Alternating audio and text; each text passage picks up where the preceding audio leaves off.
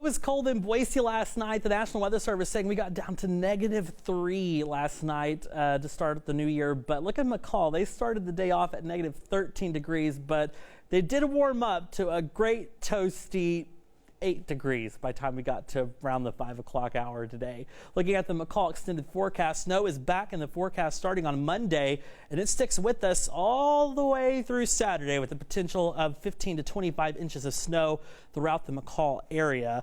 Now looking at our future clouds and precip, we get clouds back in the forecast tonight, so that's good news for our temperatures. They won't fall as low because we do have that cloud cover. Now Sunday at 9 a.m. we still have that cloud cover. Going into Sunday night, we clear out, but also watch this. We start going into Monday at 10 a.m.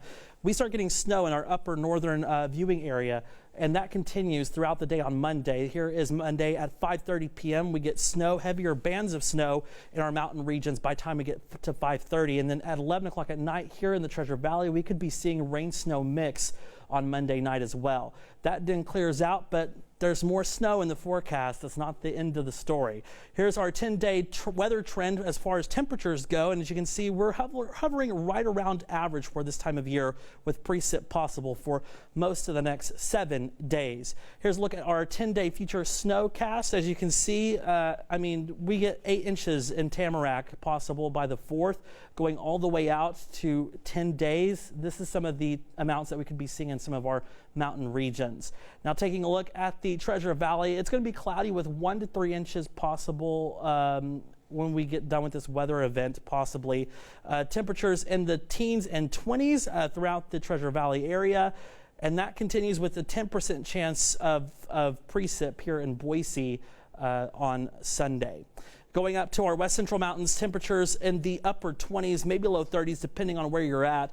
And Sunday, cloudy again with temperatures in the 20s to low 30s. And in the east central mountains, temperatures staying in the 20s as well, with it being very, very cold. Here's your Treasure Valley extended forecast for the next 7 days. Precip starts on Monday with 40% chance of PM showers.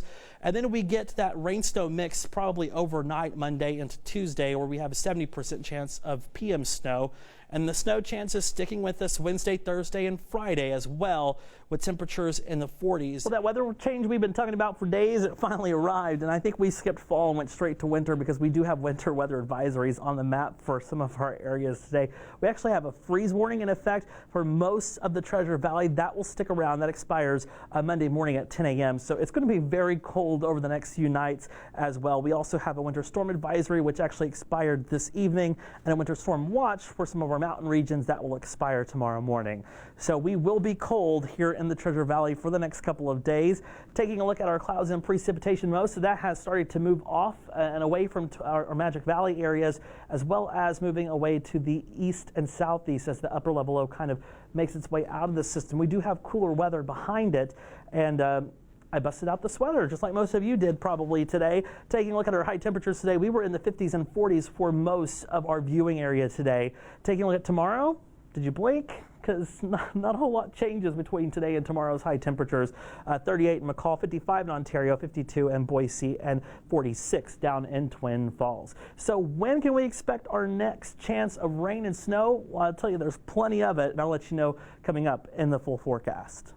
It's been falling at a pretty steady rate. Now the winds have been gusting on and off here, so right now we're kind of in a little bit of a lull when it comes to the winds, but prolonged power outages haven't been widespread throughout the storm. But in the town of Goshen, over 200 homes are without power tonight, and they lost power at 5 a.m. this morning, and they won't get back on until 3 a.m.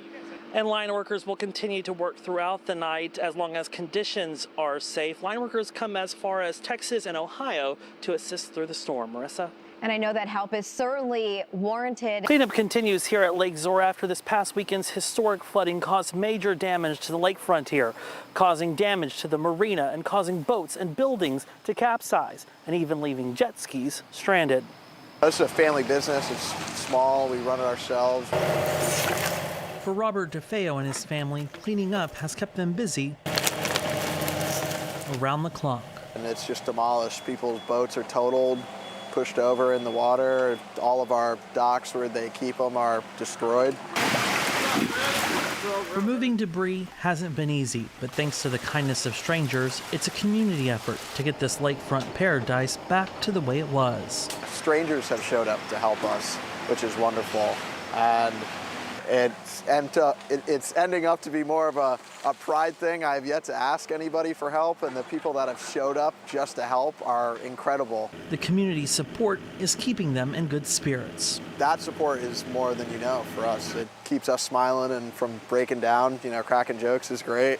All that there is to do now is do it. If you want to show up and move some rocks, lift some sticks, I'll take the hands.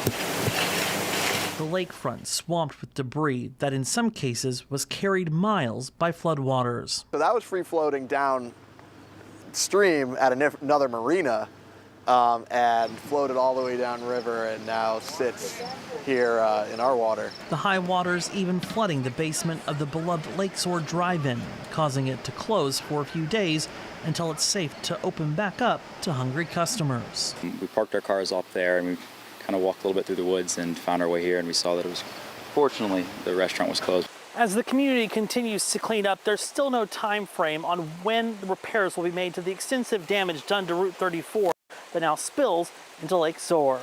Reporting in Oxford, Jake Garcia, Fox 61, Connecticut's news station.